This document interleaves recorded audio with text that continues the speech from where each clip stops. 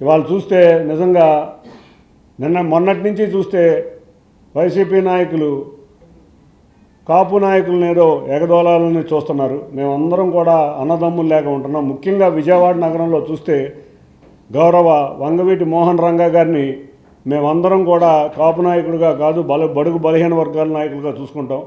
ఆ వ్యక్తిగా ఆయన చనిపోయిన సమయంలో ఎవరైతే హత్యా రాజకీయాలు రక్తసిక్తమైన చరిత్ర కలిగిన విజయవాడ నాయకులు ఇవాళ చూస్తే ఎవరి చుట్టూ ఉన్నారో మనందరికీ తెలుసు. ఆ రోజు నీ తండ్రి రాజశేఖర్ రెడ్డి ఆ రోజు రంగా గారిని ఎదగనీయకుండా ఏ విధంగా చేశారో ఇవాళ ఆయన చుట్టూ తిరిగి ఎవరైతే రంగా గారి హత్యలో ప్రధాన ముద్దాయిలుగా ఉన్నారో వాళ్ళందరూ కూడా ఇవాళ వైఎస్ఆర్సీపీలో ఒక ఆకు రౌడీల్లాగా జిల్లా అధ్యక్షుల్లాగా ఇవాళ విజయవాడ నగరంలో తిరుగుతున్నారు. మళ్ళీ మీరు ఏదో ఇటువంటి అలజడులు సృష్టిద్దామని అనుకుంటున్నారేమో. వాళ్ళ విజయవాడ నగరం చాలా ప్రశాంతంగా ఉంది.